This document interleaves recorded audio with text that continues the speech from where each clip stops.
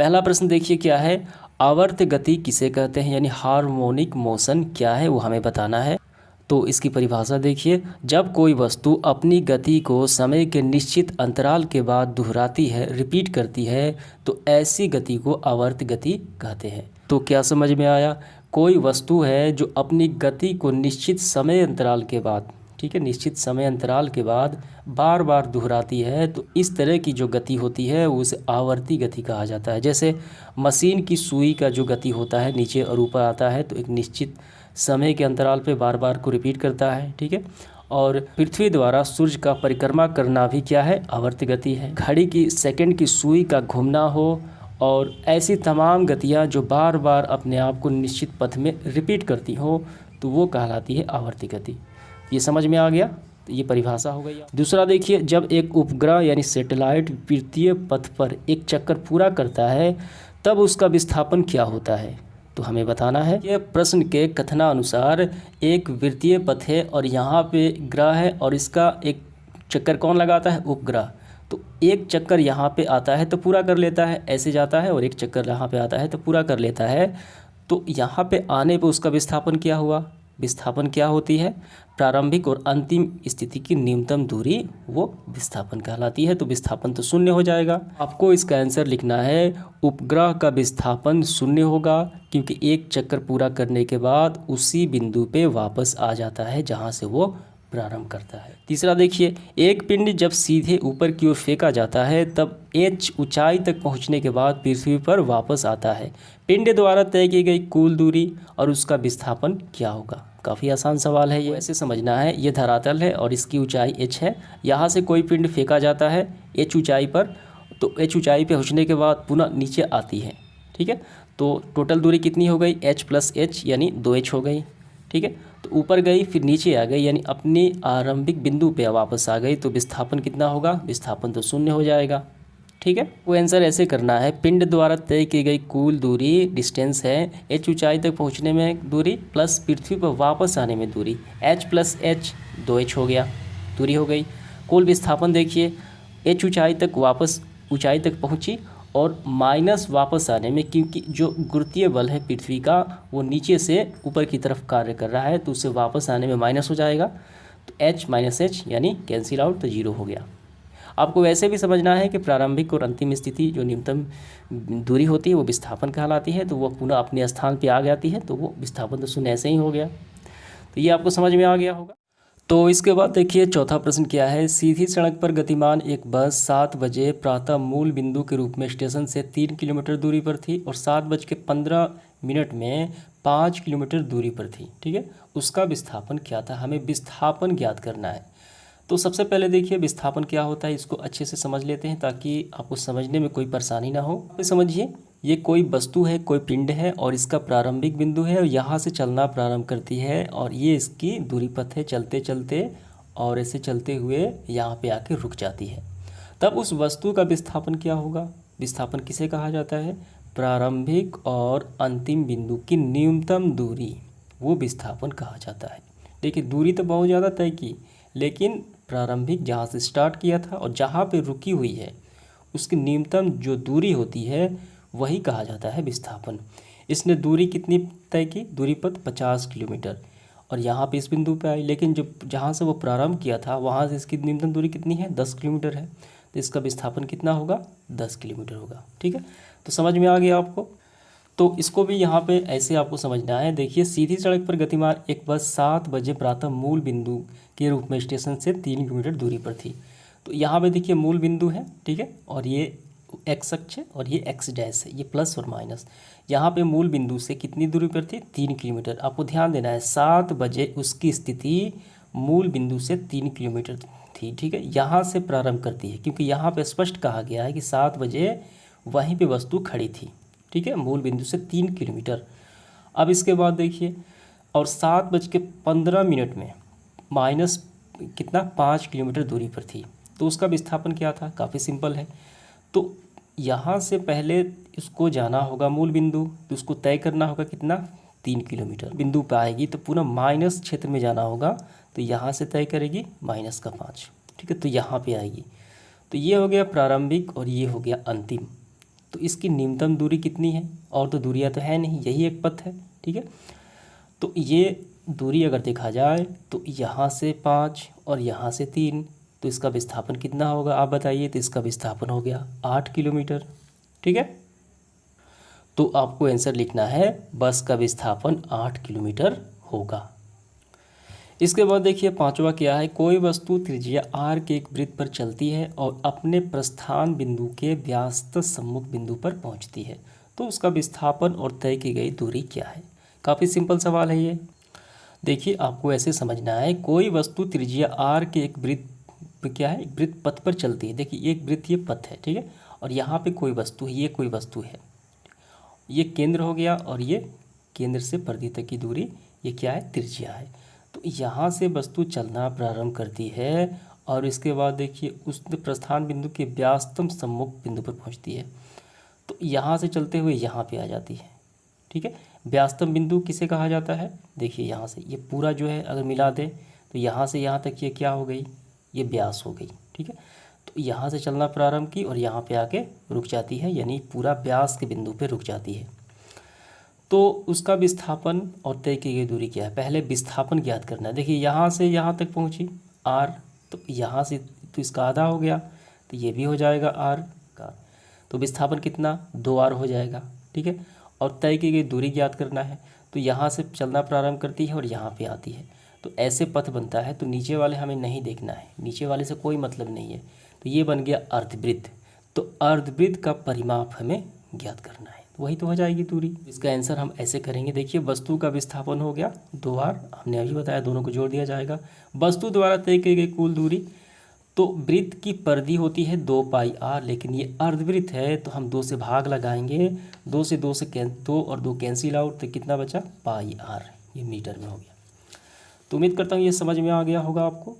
तो इसके बाद देखिए प्रश्न क्रमांक 6, क्या ऐसी गति हो सकती है जिसमें औसत वेग शून्य हो। इस प्रश्न का मतलब क्या है कि एक ऐसी गति का नाम हमें बताना है। क्या कोई ऐसी गति भी हो सकती है जिसमें औसत वेग एवरेज वेलोसिटी का मान शून्य हो जाए।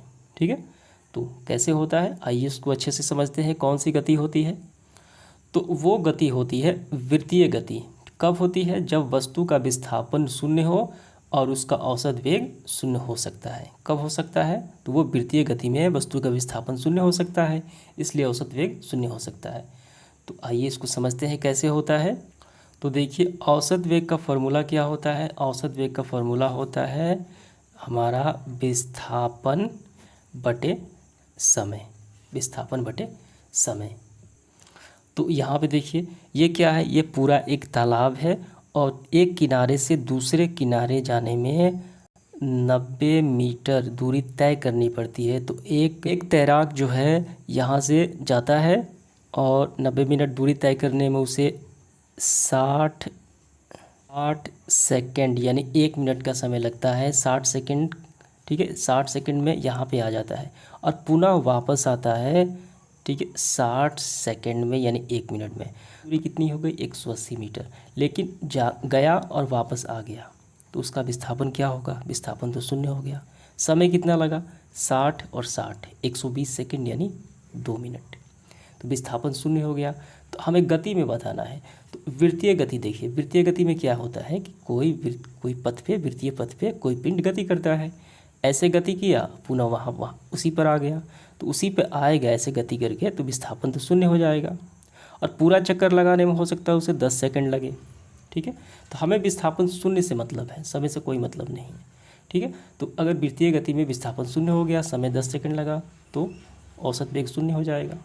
ठीक है, तो यहाँ पे देखिए, तो यहाँ पे क्या हुआ, 60 और 60, तो यहाँ पे देखिए गया और वापस आ गया, विस्थापन शून्य हो गया, विस्थापन शून्य हो गया। समय कितना लगा, 60 और 60 120 सेकंड, 120 सेकंड लगा, तो कितना मान आ गया शून्य। ठीक है, तो फाइनली आपको लिखना है वृत्तीय गति। ये आपको समझाने के लिए है, उम्मीद करता हूँ ये आपको समझ में आ गया होगा। तो इसके बाद देखिए 7वां क्या है, एक पिंड एक समान वेग से गतिशील है, इसका त्वरण क्या होगा। तो यहाँ पे समझना है आपको, किसी पिंड के एक समान वेग का मतलब है कि वेग में परिवर्तन नहीं होता है, तो वैसी स्थिति में त्वरण का मान क्या होगा, शून्य हो जाएगा। ठीक है, तो कैसे होता है, आइए इसको समझ लेते हैं। तो सबसे पहले आपको ये लिखना है किसी पिंड के एक समान वेग में त्वरण का मान 0 होगा। तो देखिए यहाँ पे समझते हैं इसको। एक पिंड है, या आप इसे एक वस्तु भी कह सकते हैं। एक पिंड है और इसका प्रारंभिक वेग है 5 मीटर प्रति सेकंड, और 10 सेकंड बाद उसका वेग वही रहा, यानी नहीं बदलता है, 5 मीटर प्रति सेकंड। ठीक है, v2 हो गया। तो त्वरण क्या होता है? वेग में परिवर्तन की दर त्वरण कहा जाता है। तो फार्मूला क्या होता है? v2 माइनस v1 बटे टी। ठीक है, यानी अंतिम वेग माइनस प्रारंभिक वेग बटे टी। तो अंतिम वेग कितना है? 5 है। प्रारंभिक वेग कितना है? 5 है। समय कितना है? 10 है। 5 में से 5 गए 0 और बटे 10, तो कितना हो गया? 0 मीटर प्रति सेकंड स्क्वायर। त्वरण कितना आ गया? 0 हो गया। कब 0 होता है ये हमेशा आपको याद रखना। वेग में अगर परिवर्तन नहीं होता है तो किसी भी स्थिति में त्वरण का मान हमेशा 0 ही रहता है। इसके बाद देखिए 8वां, एक साइकिल सवार का वेग समय ग्राफ जो है समय अक्ष के समानांतर एक सरल रेखा निरूपित करता है। तो इस गति में सवार का त्वरण क्या होगा? तो फिर से वही सवाल है जो 7वां है। तो यहाँ पे वेग समय ग्राफ जब समय रेखा के समानांतर हो गया तो त्वरण तो नहीं बदलता है। ठीक है, एक समान होगा, यानी अचर होगा, त्वरण का मान अचर होगा, वो एक समान त्वरण होगा। ठीक है, देखिए यहाँ पे ये वेग है, ये वेग कितना है? 5, 10, 15 मीटर प्रति सेकंड। ये है समय, ये सेकंड में है, और ये वेग और ये समय क्या है? देखिए क्या है, दोनों ग्राफ आपस में क्या है? समानांतर है। तो आपको आंसर क्या करना है? आपको ये बात लिखना है, एक समान वेग में अर्थात समय के समानांतर वेग के सरल रेखा में निरूपित होता है तो वेग में कोई परिवर्तन नहीं होता, अतः एक समान वेग में त्वरण 0 होगा। कब होगा? जब वेग समय ग्राफ आपस में समानांतर रेखा हो। इसके बाद देखिए 9 नंबर क्या है, एक पिंड के वेग समय ग्राफ में उसके द्वारा तय की गई कुल दूरी आप कैसे ज्ञात करेंगे? तो हम ज्ञात करेंगे विस्थापन द्वारा। एक इसका फॉर्मूला होता है। तो हमें ये लिखना है, पिंड द्वारा वेग समय ग्राफ में उसके द्वारा तय की गई कुल दूरी s = v t2 minus t1। ठीक है, जो समय अंतराल होता है, कितना समय लगा, तो इस फार्मूले से हम ज्ञात कर सकते हैं। इसके बाद देखिए 11 नंबर क्या है, एक वस्तु द्वारा कुछ दूरी तय की गई, क्या इसका विस्थापन 0 हो सकता है? तो जी बिल्कुल हो सकता है। कैसे हो सकता है आइए समझते हैं। तो यहाँ पे समझिए ये एक वृत्तीय पथ है और इस पूरे पथ की जो दूरी है वो कितना है? 10 किलोमीटर है। यहाँ से कोई व्यक्ति चलना प्रारंभ करता है और एक चक्कर लगा के पुनः इसी बिंदु पे आ जाता है। तो इसका विस्थापन कितना हो गया? विस्थापन तो 0 हो गया। विस्थापन कितना हो गया? 0 हो गया। लेकिन दूरी कितनी हो गई? दूरी तो हो गई 10 किलोमीटर। ठीक है, तो दूरी तय की लेकिन उसने विस्थापन अपना 0 कर लिया। तो ऐसा संभव है। तो आपको आंसर क्या लिखना है? को आंसर ऐसे लिखना है, हाँ विस्थापन 0 हो सकता है किसी वृत्तीय पथ के लिए अगर प्रारंभिक और अंतिम बिंदु की स्थिति एक ही हो। ठीक है, तो वैसी स्थिति में विस्थापन का मान 0 हो सकता है। इसके बाद देखिए प्रश्न क्रमांक 12 क्या है, किस अवस्था में किसी वस्तु का औसत वेग का परिमाण उसकी औसत चाल के बराबर होगा? तो वो देखिए, ठीक है, तो क्या समझ में आया कि कौन सी अवस्था होती है जिसमें औसत वेग का मान औसत चाल के बराबर होगा? तो इसका आंसर है जब वस्तु का विस्थापन और तय की गई कुल दूरी, जब कोई वस्तु है उसका विस्थापन अगर हो और उसका तय की गई दूरी आपस में क्या हो? बराबर हो। ठीक, तो क्या होगा? उस अवस्था में औसत वेग और औसत चाल का परिमाण बराबर हो जाएगा। ठीक है, कैसे होगा आइए समझते हैं इसको। तो हमने जाना जब विस्थापन तय की गई दूरी के बराबर होता है तब औसत वेग का परिमाण औसत चाल के बराबर होता है। तो चाल का फॉर्मूला क्या होता है? तय की गई कुल दूरी इक्वल टू कुल समय। तो यहाँ पे समझिए, ये देखिए, मान लीजिए कोई बिंदु है, ये बिंदु है ए और ये बिंदु है बी। बिंदु ए से बिंदु बी तक कुल दूरी कितनी है? ये है 50 मीटर, और इसे 50 मीटर को तय करने में बिंदु बी तक जाने में समय लगता है कितना? 5 सेकंड।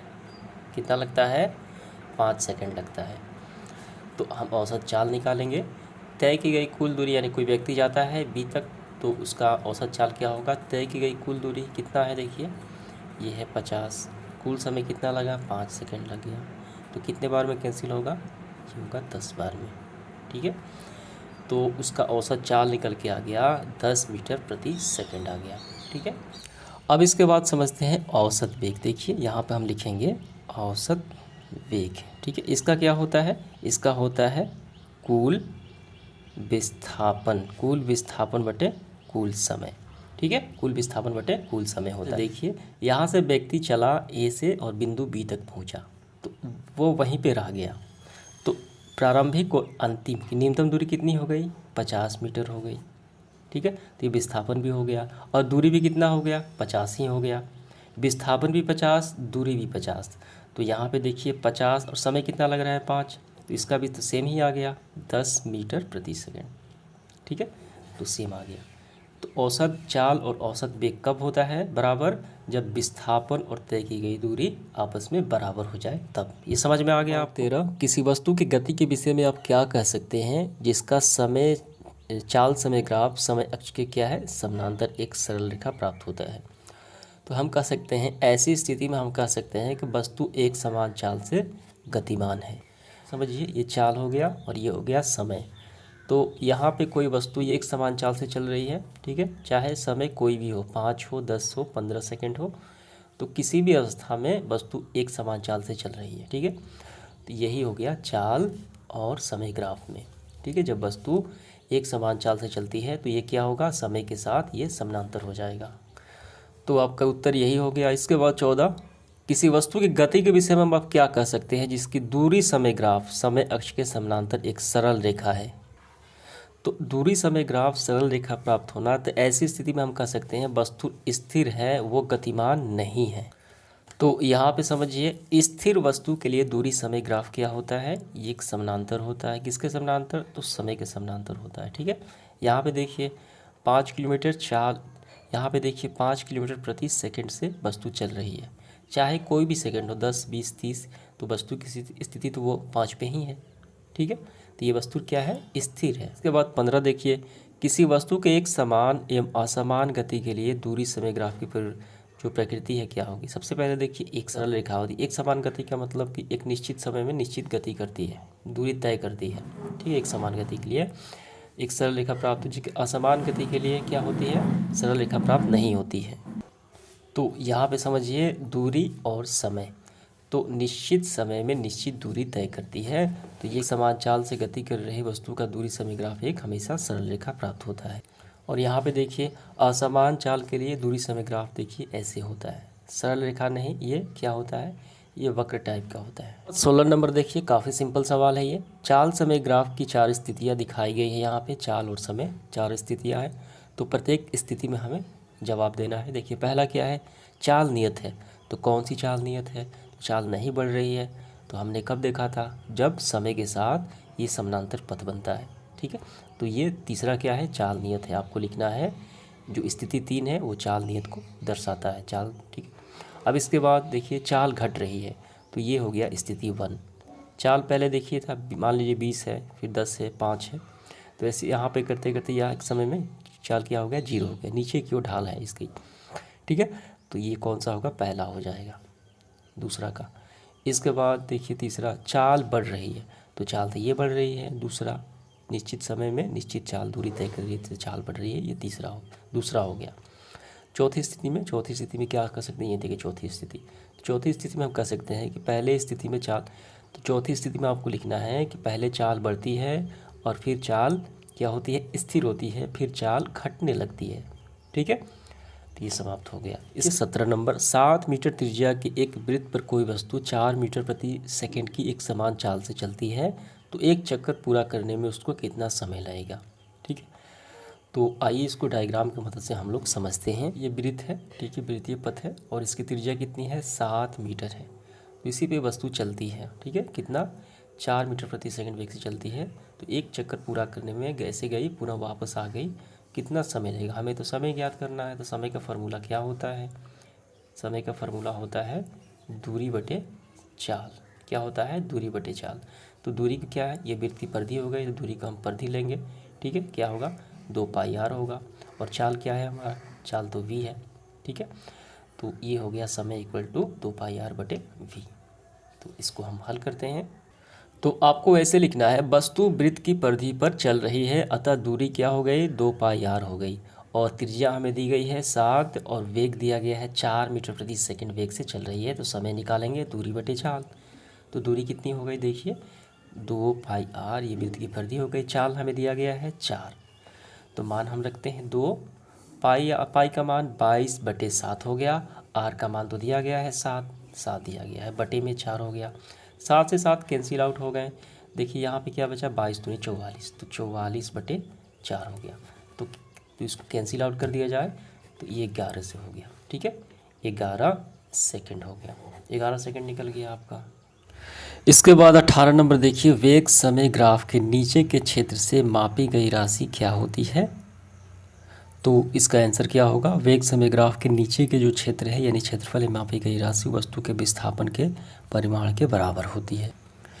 तो देखिए वेग समय ग्राफ की जो राशि मापी जाती है तो ये पूरा जो क्षेत्रफल है वो विस्थापन के बराबर होता है। इसके बाद देखिए 19 नंबर क्या है, अचर वेग के लिए। अचर वेग का मतलब है कि वेग नहीं बदलता हो, वेग ना बदलने की स्थिति में विस्थापन समय ग्राफ की ढाल। ठीक है, अचर वेग के लिए विस्थापन समय ग्राफ की ढाल से कौन सी राशि ज्ञात होती है। ठीक है, कौन सी होती है देखिए चयन करना है, वस्तु द्वारा तय की गई दूरी होती है, ठीक है, या वस्तु का वेग होता है, तो कौन सी होती है। तो विस्थापन समय ग्राफ देखिए, अचर वेग के लिए विस्थापन समय ग्राफ से क्या निकाला जाता है, वस्तु का वेग निकाला जाता है। देखिए बिंदु कौन सा ए और बी, यहाँ पे समय अंतराल कितना है, समय अंतराल है यहाँ पे 20 सेकेंड। ठीक है, और दूरी का अंतराल कितना है, यहाँ भी देखिए यहाँ पे है कितना 10 और ये 10, ये 10 हो गया। तो हम निकालते हैं 20 - 10, ये 10 हो गया बटे यह 20 हो गया। ठीक है, तो मीटर सेकंड क्या निकाला जाता है, वेग निकाला जाता है। तो आपका आंसर होगा वेग निकाला जाता है। इसके बाद 20 नंबर समझेंगे, एक समान वृत्तीय गति से आप क्या समझते हैं। काफ़ी आसान सवाल है और काफ़ी इम्पोर्टेंट भी है। तो यहाँ पे समझना है, हमें परिभाषा करनी है। जब एक कण वृत्तीय पथ पर एक समान चाल से चलता है तो उसकी गति को एक समान वृत्तीय गति कहा जाता है। क्या समझ में आया, जब कण कोई वृत्तीय पथ पर एक समान चाल से चलता हो लेकिन उसका वेग जो है प्रत्येक वृत्त के स्पर्श रेखा पर उसका वेग बदलता हो, वेग की दिशा बदलती हो। देखिए यहाँ पे, तो यहाँ से कोई देखिए वृत्तीय पथ है और कोई कण चल रहा है तो प्रत्येक बिंदु पर इसकी वेग की दिशा बदल गई। ठीक है, ये पूर्व की तरफ हो गई, ये उत्तर की तरफ हो गई, ठीक है, ये पश्चिम की तरफ, ये दक्षिण की तरफ हो गई। लेकिन क्या नहीं बदल रहा, चाल अचर रहता है। चाल तो वही है लेकिन प्रत्येक स्पर्श रेखा के बिंदु पर वेग की दिशा बदल रही है। ठीक है, तो ये परिभाषा आपको बस लिखना है यहाँ पे। इसके बाद देखिए 21 नंबर, क्या एक समान वृत्तीय गति में, यानी हमने अभी देखा 20 नंबर में, वृत्तीय गति में किसी वस्तु का वेग हमेशा परिवर्तित होता रहता है। तो जी बिल्कुल होता है, ये हमने देखा कि प्रत्येक स्पर्श रेखा पर उसका वेग क्या है, वेग की दिशा बदल रही है। लेकिन चाल जो है अचर है, चाल नहीं बदलता। ठीक है, आपको लिखना है हाँ बदलता है। इसके बाद देखिए इस सेशन का आखिरी सवाल 22 नंबर, एक डोरी के छोर से बंधे किसी वस्तु को वृत्तीय पथ पर घुमाने पर वस्तु की गति की दिशा क्या होती है। ठीक है, तो आपको आंसर लिखना है, किसी वस्तु के वृत्तीय पथ पर स्पर्श रेखीय सीधी रेखा में गति करता है। लोग समझेंगे ऐसे, देखिए कोई एक वृत्तीय पथ है और यहाँ पे एक डोरी की छोर से बंधा कोई वस्तु है। ठीक है, यहाँ से ऐसे ऐसे क्या करता है, ऐसे गति करता है। ठीक है, यहाँ आता है, यहाँ आता है। तो प्रत्येक स्पर्श रेखा पर हमने देखा वृत्तीय पथ पर ये वेग की दिशा जो है वो बदल रही है। यहाँ आएगा तो ऐसे हो जाएगा, यहाँ आएगा, लेकिन उसकी चाल नहीं बदल रही है। वेग की दिशा जब बदलती है तो जो गति होगी वो क्या होगी, वो सीधी होगी, एक पथीय होगी, लेकिन वेग की दिशा बदलेगी और चाल नहीं बदलेगा, चाल भी नहीं बदलेगा। तो सीधे सीधे आपको लिखना है, वस्तु वृत्तीय पथ पर स्पर्श रेखीय सीधी रेखा में गति करती है ऐसे। ठीक है, समझ में आ गया आपको। तो समाप्त होता है आज का सेशन। उम्मीद करता हूँ सारे सवाल आपको काफ़ी अच्छे से